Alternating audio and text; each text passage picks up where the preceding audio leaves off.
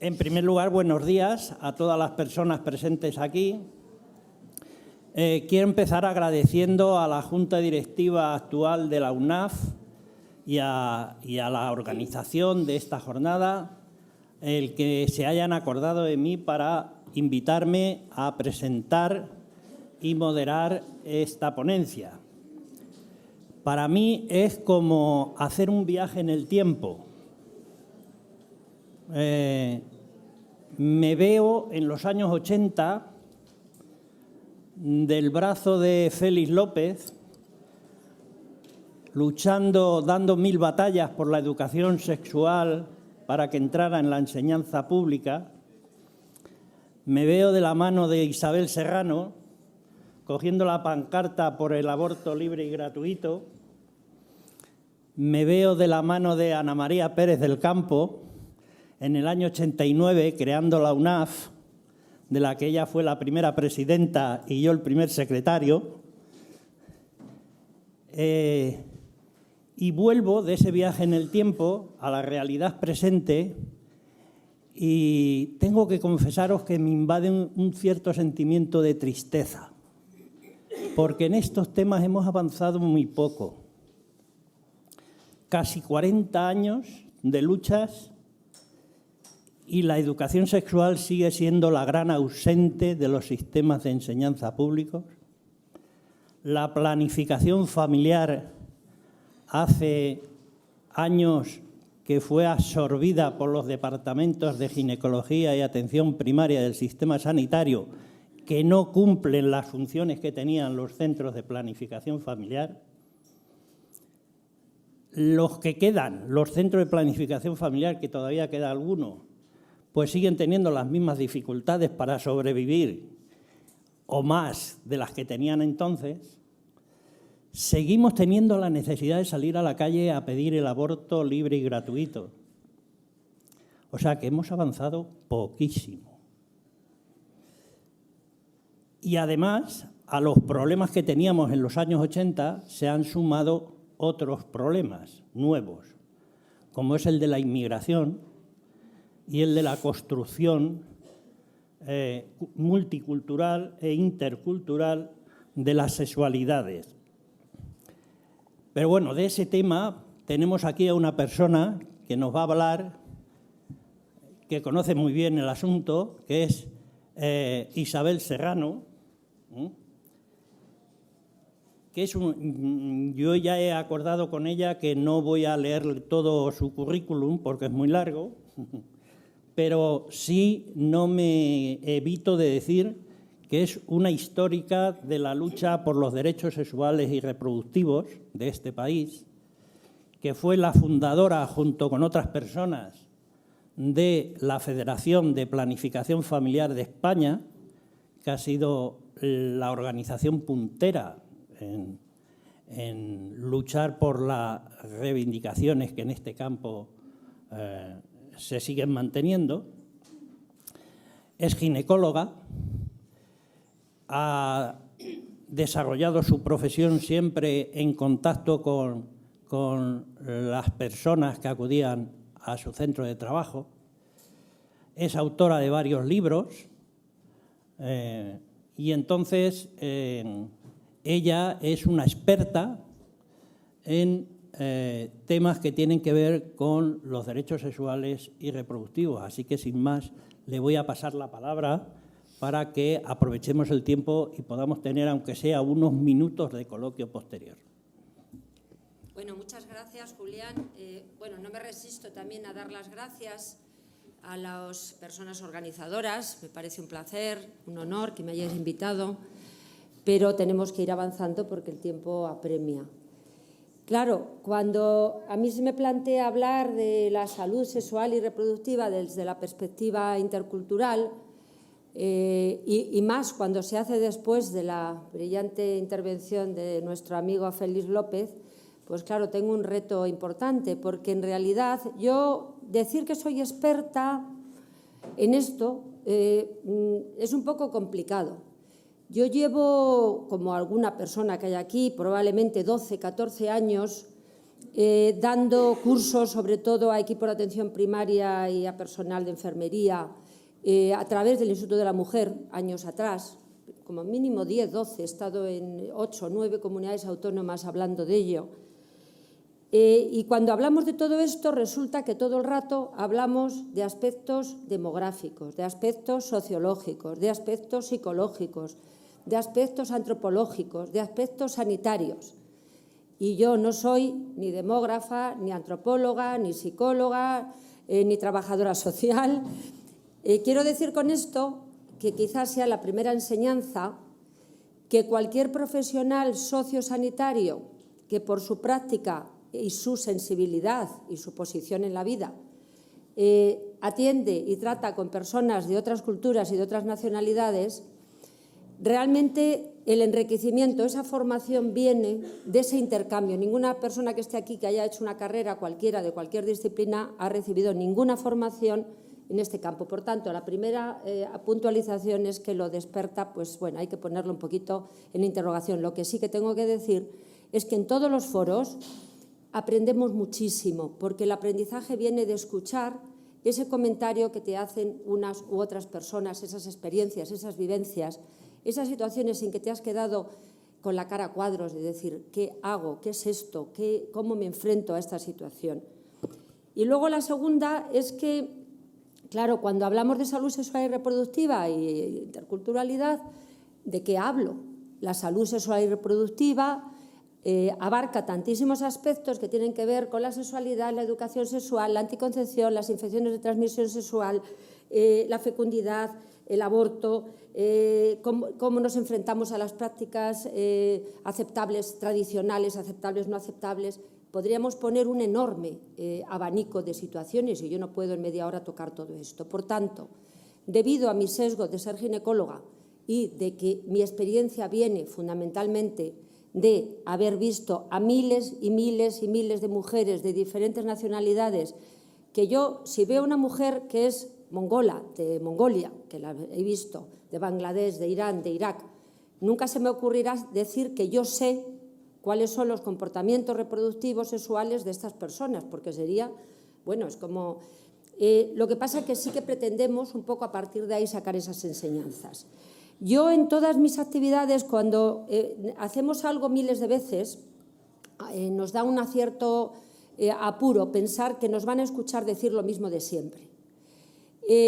Yo lo que he hecho en muchísimas de esas situaciones ha sido intentar buscar claves del comportamiento de las poblaciones de otras culturas más relevantes, más significadas numéricamente. Es decir, es como decir, ¿queremos hablar de la población latinoamericana, de las mujeres latinoamericanas? Pues vamos a tratar de dar unas pinceladas. ¿Queremos hablar de la población magrebí? Vamos tal. ¿Queremos, ahora ya hay mayor afluencia de personas rumanas? Pues vamos a hablar de los chinos, lo que sea. Lo que pasa es que este no es el foro para eso. Primero, tenemos que tener en cuenta que es una osadía pretender dar unas claves del comportamiento de cualquiera de las personas de cualquier nacionalidad como colectividad, eso por un lado, y segundo, porque creo que lo posterior, la mesa redonda, donde hay personas que van a hablar de las diferentes situaciones, pues van a poder verlo con mayor profundidad.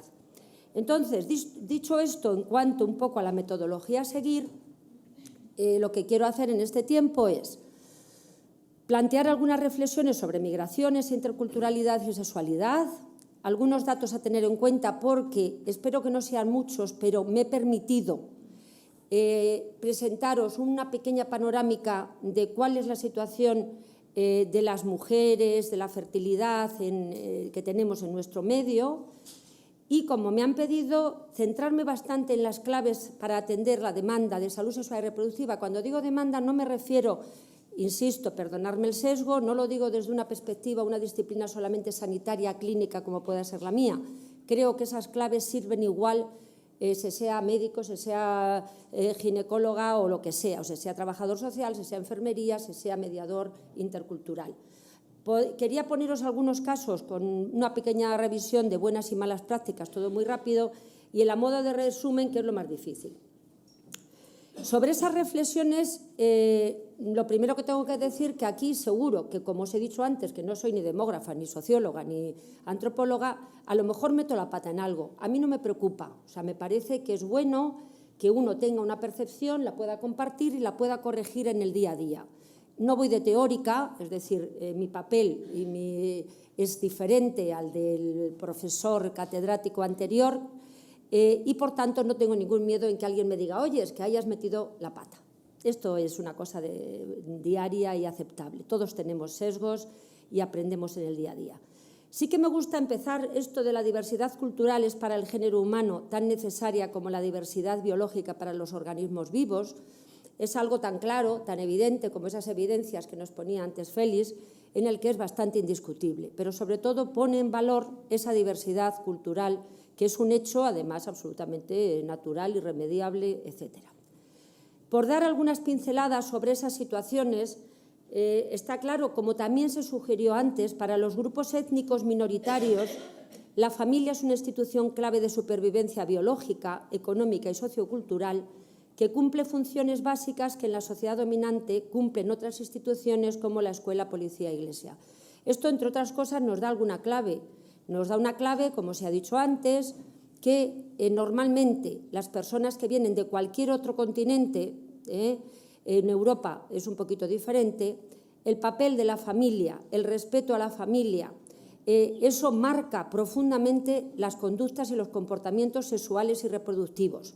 Y no podemos hacerlo desde nuestra mirada individualista, de sociedad individualista, sino que hay que entenderlo porque, como en algún caso probablemente veamos, son situaciones muy claves. Yo aquí, seguro que alguien lo discutirá, yo cuando se decía de la interculturalidad, yo no sé si todos decimos lo mismo. A mí, por alguna lectura que he hecho, creo que deberíamos usar más la multiculturalidad, porque la interculturalidad conlleva una interacción entre esas culturas, de tal modo que, pasado un tiempo, esa interculturalidad hace que no haya ninguna cultura dominante. Entiendo yo que esto probablemente, seguro que lo he leído en algo de, o sea, no es de mi cosecha, no son de mis libros de ginecología, seguro, ¿no? Quiero decir que tiene su sentido. Tenemos que entender que hay una multiculturalidad y que es muy difícil, no se puede tener ningún miedo, porque además no tendría ningún sentido a que ninguna cultura domine sobre otra, porque mientras no se demuestre lo contrario, yo lo digo con frecuencia, todas las personas pertenecientes a una cultura, por principio piensan que su cultura es la mejor, porque además es la que conocen, es con la que han vivido, por tanto, esa tontería de una vale más que otra es una cosa que no tiene ningún sentido. Desde este punto de vista, como os decía, en nuestro contexto tengo la impresión que deberíamos hablar más de multiculturalidad. Cuando hablamos de factores que influyen en las distintas visiones de la sexualidad, aquí ya podríamos discutir teóricamente un montón de cosas. Hay montones de estudios, hay muchas cosas que influyen. Y si aquí dijéramos, ¿qué nos parece que influye más? Pues seguramente no lo podemos decir de una manera genérica. Tendrá que ver en función del contexto, del momento, del empoderamiento de qué estemos hablando, de muchas cosas. La cultura influye, el grupo étnico influye, el sexo, sobre el sexo y la sexualidad, la religión, el género, la clase social, etcétera, etcétera. Yo veo a una persona, puedo ver a una paciente nórdica, por supuesto que tiene una cultura muy diferente de la mía, pero no por eso hay otros factores que influyen y modifican esa percepción, por ejemplo, la clase social. Todos estamos viendo a personas árabes o africanas o latinoamericanas que tienen, bueno, son probablemente muchísimo más ricos que nosotros. ¿Y qué? Quiero decir, tenemos que ver cómo diversos factores se interrelacionan. Esto no hay que discutirlo mucho porque está clarísimo. Si alguien luego, la sexualidad está determinada histórica y culturalmente. Cada cultura tiene diferentes formas de ver la sexualidad, porque con matices. Hay cosas comunes y hay cosas que no son comunes. Porque tienen diferentes conceptos sobre la erótica, el cuerpo, la belleza, el pudor, las prácticas aceptables o no aceptables. El tema de la erótica, yo por ejemplo con las personas africanas, sobre todo magrebíes, ese concepto de que como si no tuvieran erótica, digamos, ¿no? Es decir, tenemos una impresión de...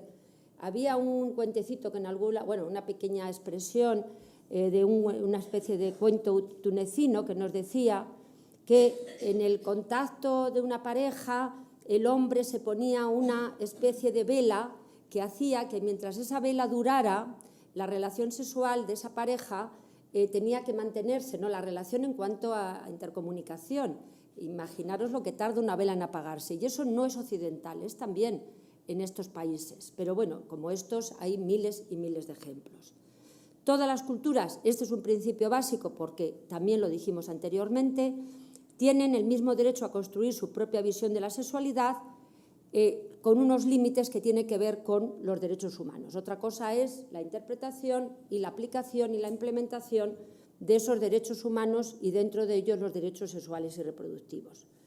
Las formas en que las personas aceptan la sexualidad y la reproducción tiene que ver con muchas cosas, pero esto lo tenemos, no es que tengas, cuando estás tratando, estás con una persona, no es que vayas a hacer, a ver cómo está la relación de poder entre hombres y mujeres, cómo están los referentes, pero sí que hay que tenerlo como una referencia, porque esto está claro, es decir, históricamente está claro, es decir, tiene que ver cómo vemos la sexualidad y no, creo que lo ha introducido y lo ha hablado muy bien de ello Félix.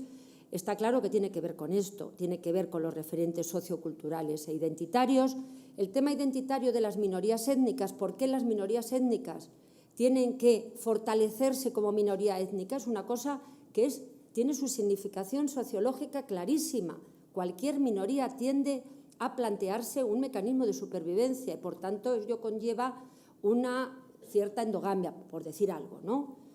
La organización social y las normas de filiación, patrilinealidad y de residencia y patrilocalidad tampoco me lo he inventado yo, lo decía Dolores Juliano y probablemente muchísimas otras personas de la sociología, porque si históricamente por los siglos de los siglos, amén, resulta que cuando una mujer se casa va a depender claramente del sustento económico familiar y del nombre del varón, está claro que ese varón tiene que ejercer un control sobre la sexualidad de esa mujer para garantizar que ese hijo o hija sea de él y no de otra persona. Un ejemplo.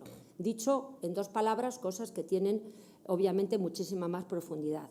Y las normas de residencia y patrilocalidad, lo mismo. Si una mujer históricamente cuando se casa va a formar parte, se va a abandonar el núcleo familiar propio, volviendo muy atrás, y se va a ir a vivir a la familia, a apoyar la familia del varón, ¿qué quiere tener la gente? Niños y no niñas. Es un ejemplo, ¿no? Como estos hay miles. El peso de las religiones, habría muchísimo que decir, es obvio. Y desde luego estos nuevos aires de apertura con los discursos favorables a los derechos humanos, yo creo que está siendo la clave de los últimos años. Me ha gustado que se nos olvida lo que hemos hecho en la vida, pero cuando ha nombrado la Carta Universal de los Derechos Sexuales y Reproductivos que la Federación Internacional de Planificación Familiar aprobó en 1995, se hizo en una asamblea mundial en Manila y yo estaba allí, o sea que era muy joven en aquellas épocas, ¿no? Y de entonces ahora fijaros todo lo que ha llovido. Los pensamientos, esto cuando está en cursiva es que no lo digo yo, es decir, también aprovecho porque en alguna de estas cosas que os cuento voy poniendo abajo las referencias como bibliográficas, es decir, hay montones de cosas, pero sí que también os llamo a que todos tengamos una serie de documentos básicos que son las fuentes de aprendizaje. Los pensamientos, comportamientos y sentimientos, lo que os dije antes, de las personas, dependen en gran medida de los modelos de sociedad, de los individualistas y de los colectivistas. En muchos textos se habla de la llamada distancia cultural, que determina ciertas conductas de las personas migrantes en las sociedades de acogida. Y todo, en general, incluye o introduce elementos perturbadores. Yo, por lo menos en el medio sanitario, os puedo asegurar, la cosa va cambiando.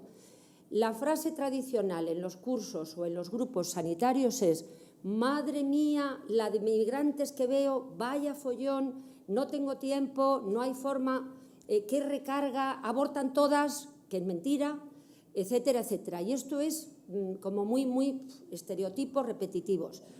Y luego, esto último, que también es muy importante, la identidad individual es el elemento que más sufre en el proceso migratorio, ya que se integra el estatus de inmigrante. El propio inmigrante se califica, y los demás no digamos, nos estamos calificando como inmigrante. Y el ser inmigrante es para casi toda la vida y además modula la forma de vivir y de relacionarse.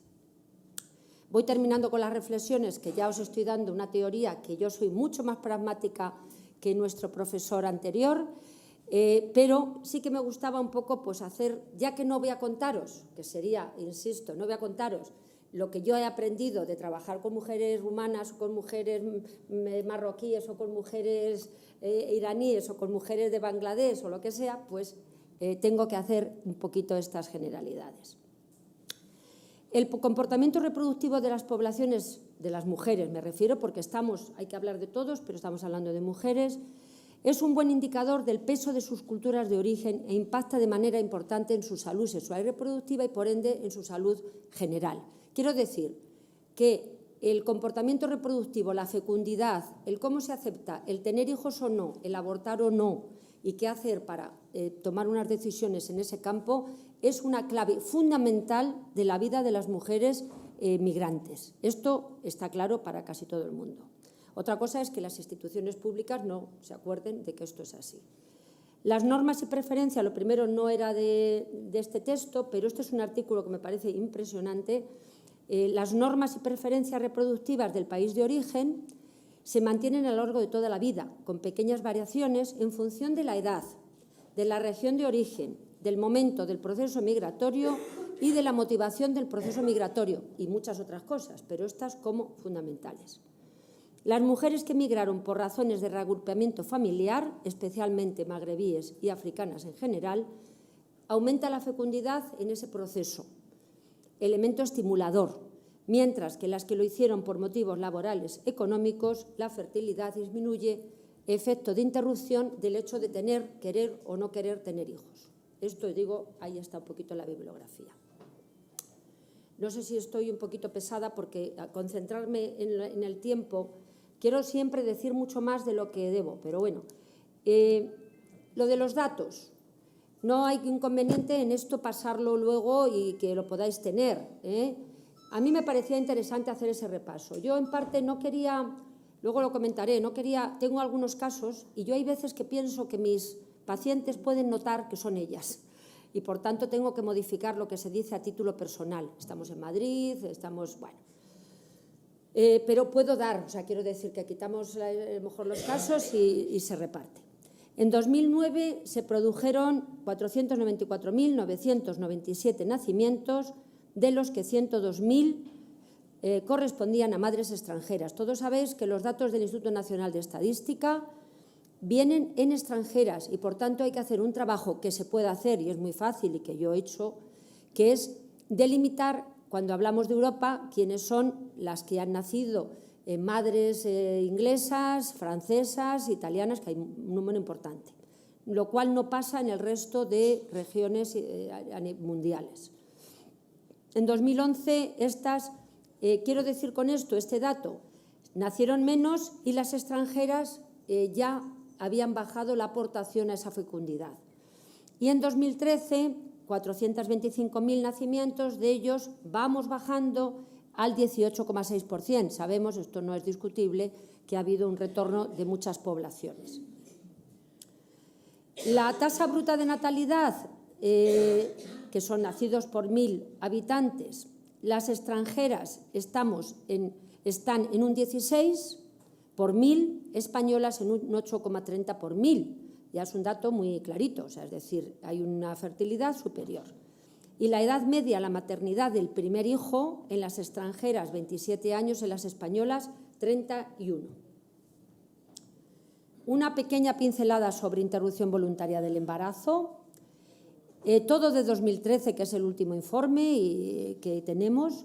De total de abortos realizados, el 63 corresponde a españolas y el 37 a extranjeras. Esto ha cambiado bastante drásticamente en los últimos años, por lo que hemos dicho, de un mayor retorno de mujeres extranjeras. De estas extranjeras, el 9% corresponden al resto de Europa, el 5% a África, el 3% a Asia y el 20% a América, fundamentalmente Latinoamérica, Centroamérica y Caribe. Se registraron 21.926 abortos de mujeres de América del Sur, Centroamérica y Caribe, lo que supone el 21% total del aborto y el 54% del total de extranjeras, o sea, mucha aportación de latinoamericanas a la interrupción voluntaria del embarazo. Que todo tiene sus explicaciones, que es lo que podríamos hacer si tuviéramos, pero esto es como una pincelada. Y en el caso de Madrid, el 56% correspondían a mujeres extranjeras, el mayor porcentaje de ecuatorianas seguidas de rumanas. Esto yo creo que lo voy a pasar porque creo que me gustaría centrarme un poquito en lo que quiero decir a continuación. Básicamente hay que decir, quizá esta clave nos da una idea, cómo la aportación a la maternidad fundamentalmente es de mujeres marroquíes y el porcentaje de mujeres rumanas es el más creciente de todo el periodo último.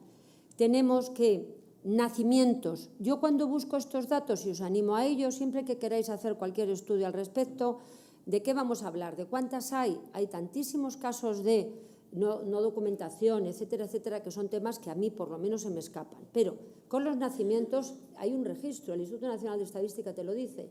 El número de nacimientos y el número de interrupciones voluntarias te da una clave muy precisa de ese comportamiento y de dónde están los puntos donde deberíamos fundamentalmente intervenir. Por nacimientos en el año 2013, por comunidad de residencia, rumanas sobre todo en Madrid, marroquíes sobre todo en Cataluña, con un porcentaje incluso una variación importante. Esto cuando decimos Madrid, Comunidad Valenciana, Andalucía, Cataluña, sepamos que las mujeres se concentran, mujeres en edad reproductiva que tienen hijos, están en Cataluña, Andalucía, Madrid, Comunidad Valenciana y Murcia. Murcia, ya lo sabéis, es un porcentaje elevadísimo en términos de lo pequeña que es la comunidad. Sigo con las claves para atender las demandas de salud sexual y reproductiva. Ante todo, ahí hay una especie de cruce, porque es verdad como que o somos muy osados y osadas y nos creemos que lo sabemos todo, o realmente lo primero que nos da es un poquito de algo pasa por dentro, como para tanto de responsabilidad como de preocupación ante lo que podamos hacer. Obviamente, en la atención a la salud reproductiva tenemos, que no, ya lo hemos dicho, personas inmigrantes, migrantes, como lo queramos llamar, con su bagaje cultural, sus formas de vida, demandas, sus necesidades y unos servicios sanitarios que son los que son. Unos servicios sanitarios con una estructura, un funcionamiento, una complejidad, una diversidad, etcétera. Por parte, cuando hablamos de obstáculos en esa relación entre los servicios sociosanitarios y las personas y las mujeres inmigrantes, pues obviamente, como esto no, por ejemplo, como yo tengo que hacer un popurrí porque si tengo, yo qué sé, es que 12 años de esto es mucho, esta es antigua, es decir, esto lo digo ahora y no ha cambiado sustancialmente a lo que hemos dicho en los años 2000. Porque es verdad que sigue existiendo este tipo de situaciones. La salud no es una prioridad en primera instancia, sobre todo cuando vienes, como es lógico, la migración, el movimiento migratorio fundamentalmente es por motivos económicos. No se sabe mucho cómo funciona. Yo creo que la ley la última del 2012 ha fundido el tema del acceso a los servicios, ha generado el que la gente tiene miedo, no sabe dónde ir, la indocumentación, el miedo a perder el empleo, la incompatibilidad de horarios, las dificultades de lenguaje, las económicas y de desplazamientos. Todos hemos vivido mujeres que no van porque no tienen dinero para comprarse, para ir en un transporte público, lo hemos tenido. Y por parte de los profesionales, pues ¿qué os diría? Muchas cosas, los servicios poco flexibles, dificultades de lenguaje. Todos creemos que cuando decimos, es que, bueno, parece un poco feo, pero es que es así, quítate las braguitas, en vez de decir bragas decimos braguitas, pues eso no todo el mundo se entiende de la misma manera, o cuando tú pones o no pones una sabanilla encima porque a nadie se nos pasa por la cabeza cómo se vive el pudor o el no pudor en determinadas culturas o privadamente, porque una persona, esto lo hemos perdido muy sustancialmente en nuestro país, en muchos servicios sanitarios, porque en esa tendencia un poco que nos lleva a pensar que lo más normal del mundo es que estés en un hospital, tengas 80 años o seas una mujer marroquí y no es que yo quiera meterme con mis colegas, pero entre el jefe de servicio con 4 o 5 residentes, con 3 o 4 enfermeras y la señora esté desnuda encima de la cama. Pues eso hay que pensar en lo que estamos, esos son ejemplos, ¿no? ¿Y qué os diría de la sobrecarga asistencial? Que luego os pondré algunos casos para que veáis qué vamos a hacer en los minutos que se tienen.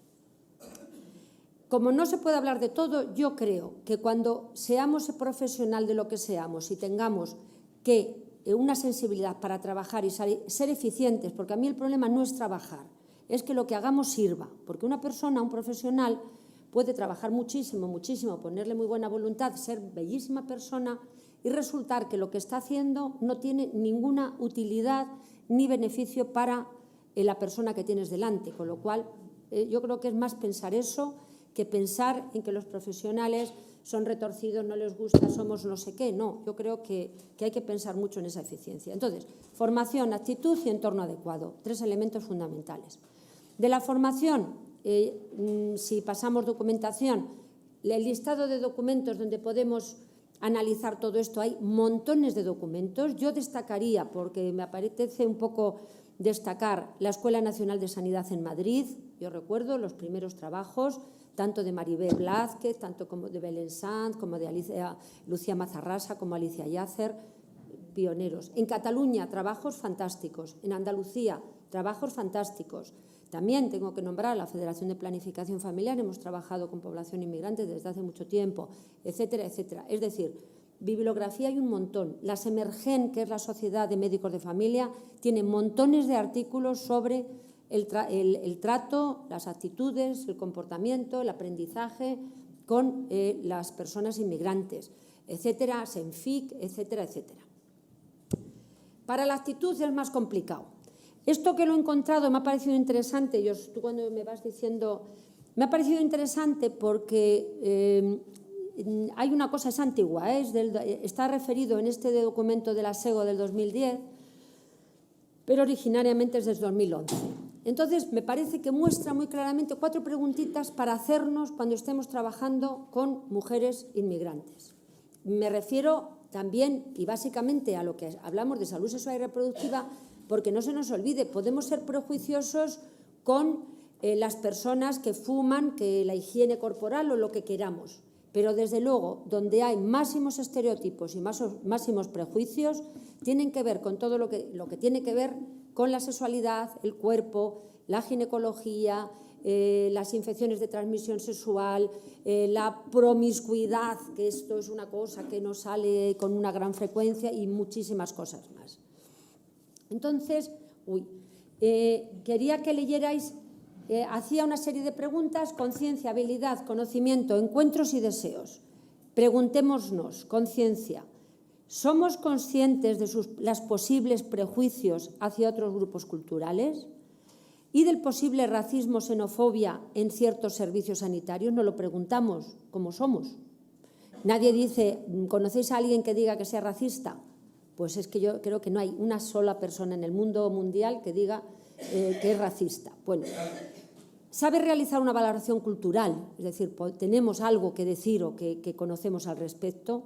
¿Podemos describir diferencias entre grupos culturales? ¿Nos preocupamos de que las entrevistas y atenciones a personas de otros grupos culturales sean eficientes, por lo que os he dicho antes? Yo de estos tengo miles de ejemplos. Si tú a una mujer africana, subsahariana, a una mujer marroquí, le planteas, sin más, hay que usar el preservativo, esto lo tenemos clarísimo, probablemente no estemos haciendo nada, absolutamente nada. No estamos dando una herramienta para trabajarlo, y de estos hay ejemplos así.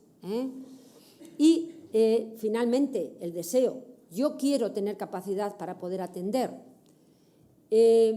La escucha activa, la información adecuada, la ausencia de prejuicios, el trato respetuoso aunque no se acepten determinadas conductas, la autonomía.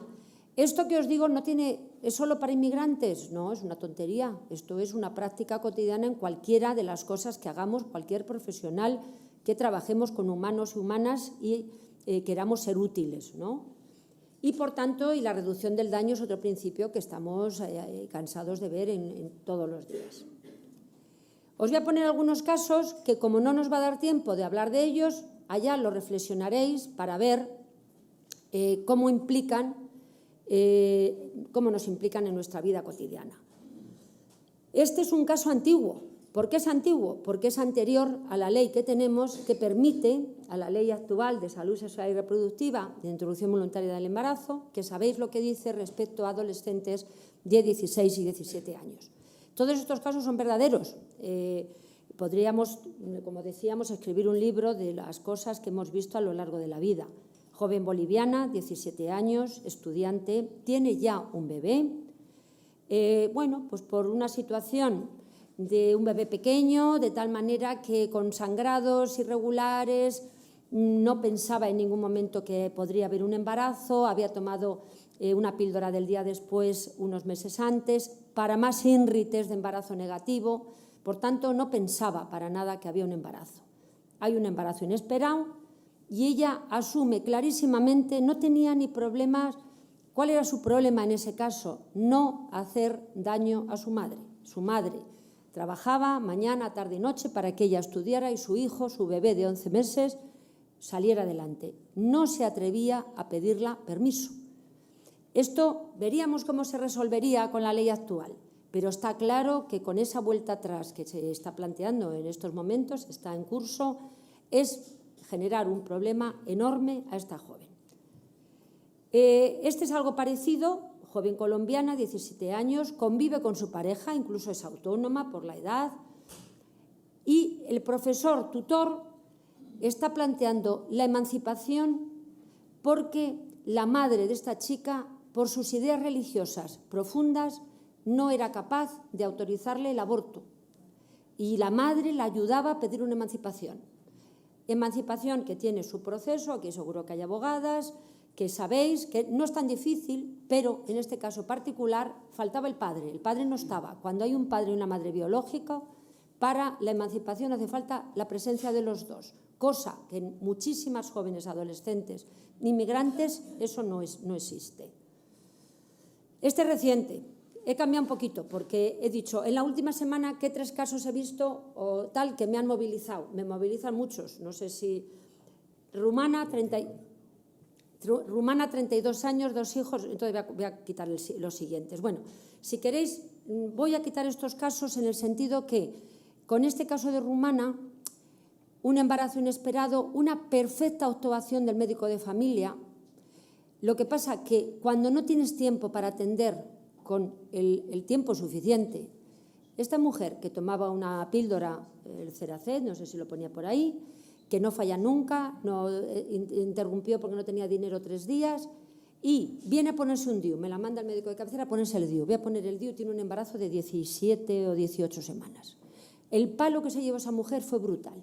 ¿Cómo es posible que en 3 minutos, 5 minutos de atención primaria o de cualquier otro servicio en el que las mujeres pueden ir, tú puedas determinar todo este tipo de situaciones? Es otra ecuatoriana, bueno, una mujer que además ejerce prostitución, en situación de prostitución, una bangladesí por otras cosas que no vienen al caso, una marroquí, bueno, lo paso. Este también lo paso. Hombre, yo al final lo he hecho mal porque sí que quería haber debatido un poquito con vosotros y vosotras, pues también esos casos particulares, porque esos casos son los que te permiten ver cómo nos movilizan, qué hacemos, revisar qué hemos hecho bien o mal. Yo me pregunto si esta mujer que os he dicho que me llega para poner un DIU con 18 y habiendo actuado bien, o sea, el médico de familia ha hecho todo adecuadamente, no viene, demora un mes más o demora, y de esos casos hay cientos y cientos situaciones con el uso del Citotec por parte de poblaciones de mujeres, sobre todo latinoamericanas, que en algunas ocasiones un método, un mecanismo que es absolutamente seguro, pone en riesgo la vida de la mujer, la puede poner no por el medicamento en sí, sino por el uso o la falta de seguimiento, apoyo, etc. El a modo de resumen, imposible. Yo decía, ¿qué digo a modo de resumen? Porque te vienen como miles y miles de cosas, miles y miles de casos, pero como yo lo que quería transmitiros es, sobre todo, por ejemplo, este primer punto. Tengamos claro que atender a mujeres de diferentes culturas, también a hombres, es ponernos a prueba nosotros mismos como personas y como profesionales, como en pocas otras situaciones ocurre en la vida. ¿Cuándo nos ponemos en apuros? Nos ponemos en apuros en las cosas serias, cuando hablamos de la vida, cuando hablamos de la muerte, cuando hablamos del papel que te ocupas en la sociedad, cuando pensamos en tener que tomar decisiones duras, cuando tenemos que abortar. Ahí es cuando nos ponemos a prueba.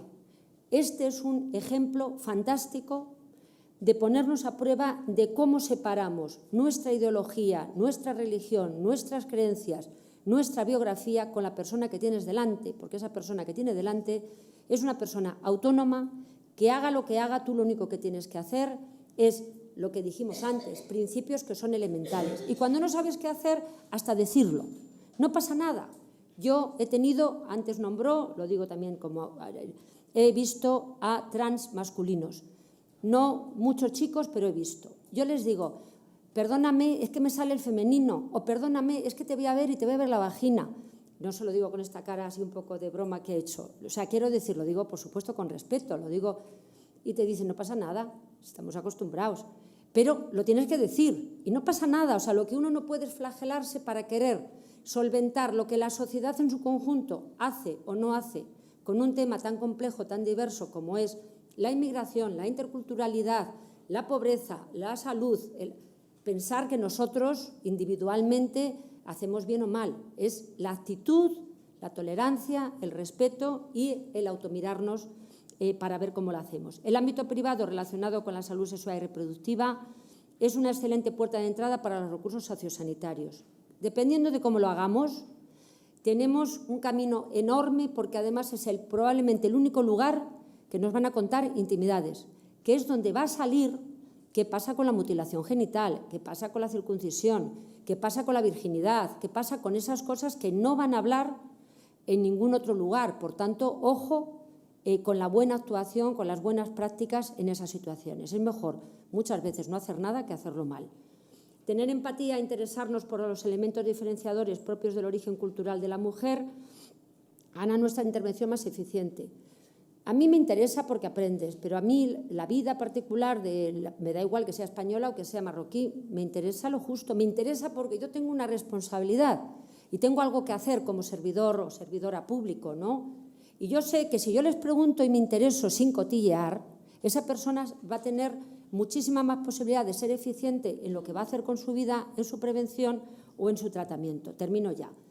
Procuremos alianzas terapéuticas evitando negar las diferencias. Hay el que dice, uy, todos somos iguales, aquí no pasa nada, da igual. Bueno, infravalorar elementos simbólicos arraigados. Hay veces, yo he sido la primera, que lo que pasa que de esto hace ya muchos años, para mí el himen, y para probablemente quienes estamos aquí, es una telilla que no sirve para nada, que no sabemos ni qué forma tiene y nos la daban en la carrera con la forma de no sé qué. Pero eso es mentira. El valor simbólico de la virginidad en determinadas culturas como la marroquí, quien lo sabe, pero para mí, y lo he descubierto en el proceso de aprendizaje, es impresionante. Está enraizado en muchísimas cosas culturales, religiosas, por supuesto de género, etcétera, etcétera. También evitar la curiosidad excesiva o la sobreidentificación o complicidad exagerada, que eso también existe. Utilicemos y apliquemos las técnicas y herramientas que sean útiles para cualquier tipo de población autóctona o inmigrante, porque hay cosas que son exactamente igual para unas y otras poblaciones, y huyamos de las generalizaciones, eso de que todas las latinoamericanas son iguales, todas las africanas son iguales, etcétera, o todas las españolas o las rumanas o las del este, que todas son iguales. La foto la tenía a la izquierda, la he puesto en ese lado para que esa persona nos está mirando para ver si somos capaces de hacer eso. Y termino con esta, que por supuesto la he copiado, pero me parece que son conclusiones elementales de dos cosas. ¿Sabes qué significa discriminación? Discriminación es todo acto, se lee, de disfunción, rechazo o exclusión hacia las personas por sus condiciones físicas, sociales, políticas, culturales o de cualquier otro tipo. Discriminación, sabiendo lo que es contra la discriminación, tenemos que actuar, tenemos que trabajar. ¿Sabes qué significa empoderamiento? Es el proceso donde las mujeres pasan de una situación de opresión, desigualdades y discriminación a una condición de autodeterminación y autonomía para ejercer plenamente sus derechos y libertades. Y estos dos elementos son básicos para todo el mundo, para los hombres, para las mujeres, pero sobre todo para las mujeres y desde luego para las mujeres inmigrantes. En los países en los que se vive peor o con menores derechos, el que las mujeres se empoderen es la clave del futuro. Y con esto acabo. Gracias.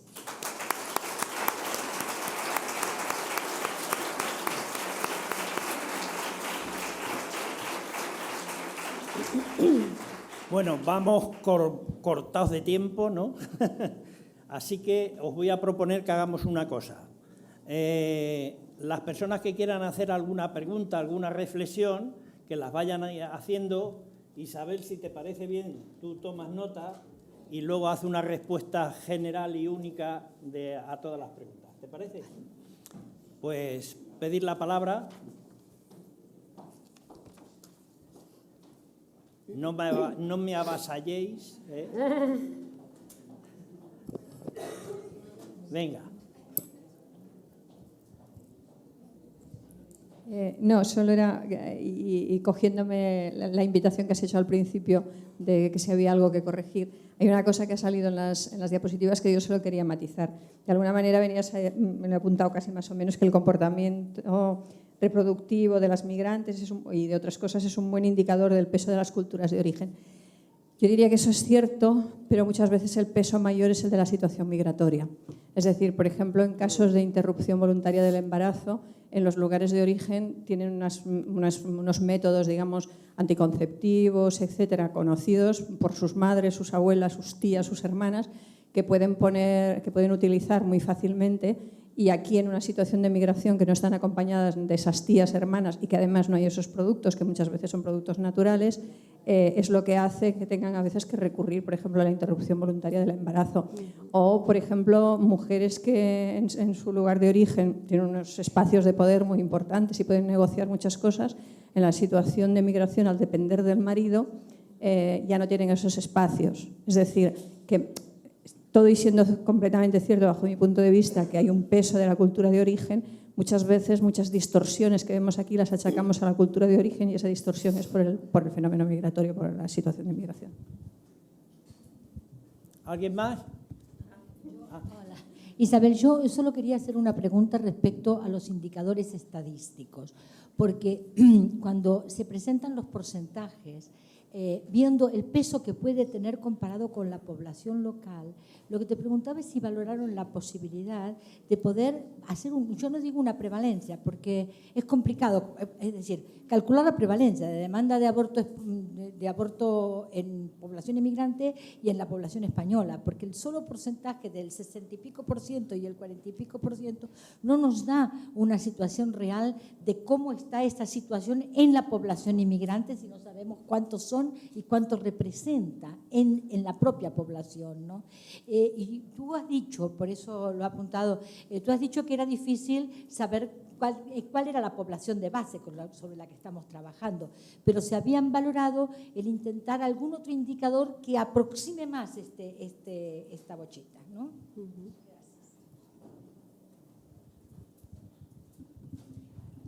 ¿Alguna mano por ahí? Bueno, pues le damos la palabra a Isabel para que responda. No, bueno, yo sobre lo primero me parece, quiero decir, estoy de acuerdo, no lo dije quizá en ese sentido, porque como dije anteriormente, el proceso migratorio marca porque es que tu identidad viene, yo soy inmigrante y además me hacen inmigrante para los restos. Y esa posición de inmigrante y esa persistencia y dominancia de la cultura de origen, aunque dije en algún momento que de ese estudio se decía, la primera generación mantiene lo que trae, las siguientes, la segunda y las terceras generaciones se van adaptando a las normas de funcionamiento de las sociedades de acogida, pero esto también tiene matices, depende de poblaciones y depende de situaciones, porque todos hemos visto, por ejemplo, población marroquí, que la segunda y las terceras generaciones adoptan posturas o normas de vida volviendo, y no os digo nada si hablamos de Europa, la situación en Alemania o en Francia. Cuando yo hablaba del peso y del impacto, de la fecundidad, lo decía genéricamente, ni siquiera para las mujeres migrantes. El conocer, claro, para eso me dedico a la salud sexual y reproductiva, quiero decir que cómo las sociedades viven catalogan el peso de la maternidad, es un elemento fundamental que tiene que ver con la desigualdad, con la discriminación y con esa falta de igualdad entre hombres y mujeres. Entonces, desde ese punto de vista decía que una clave muy grande es, y no hay tantos artículos, hay algunos, hay un montón, por ejemplo, sobre usos anticonceptivos de la población inmigrante. Y eso es muy fácil porque es muy cuantitativo, ¿no? Tú lo cuentas y dices, les gusta más, pues ya sabemos cómo se acepta el DIU por unas mujeres, por otras mujeres. Lo que pasa es que cuando hablamos de esa intimidad, de cuántos hijos tener, de cuándo tenerlos, de lo que supone la maternidad en unas u otras culturas, es la clave. No lo decía tanto en que fuera más peso. Digo que siempre que hablemos de cualquier situación en la que queramos llegar al fondo, cómo se plantea la maternidad, el deseo de maternidad o no maternidad para hombres y mujeres, etcétera, etcétera, desde ese punto de vista lo decía, no porque tuviera más o menos peso. Yo lo demográfico, como no quiero decir, sí que es verdad que eso es lógico, no tiene nada que ver, decir, es el 40% cuando la población es menor. Recordáis que hubo bastantes años en que cuando queríamos hablar de temas que podrían ser utilizados, como podría ser la prevalencia o incidencia del VIH y o las tasas de IVE, de aborto, en poblaciones diferenciadas, por ejemplo, inmigrantes, había muchas resistencias por parte de determinados sectores y se tardó por ello en meter ese indicador, porque en la medida en que estamos hablando de, como tú decías, de poblaciones minoritarias y las comparamos con las mayoritarias, de alguna manera estigmatizamos. Es decir, tú puedes decir, la mayoría, que es lo que os dije antes, todas las latinoamericanas abortan. Bueno, las latinoamericanas no siempre, no es así, porque las latinoamericanas, por decir un ejemplo, y no me quiero meter en temáticas de continuación de después, depende, porque tienen una tradición judía-cristiana como las españolas, y desde ese punto de vista tú abortas buscándote en general una justificación, y esa justificación puede venir dada porque no tienes dinero, tienes que sacar adelante otros hijos y tal. Cuando tiene que ser una decisión propia es más complicado convencerse de ello.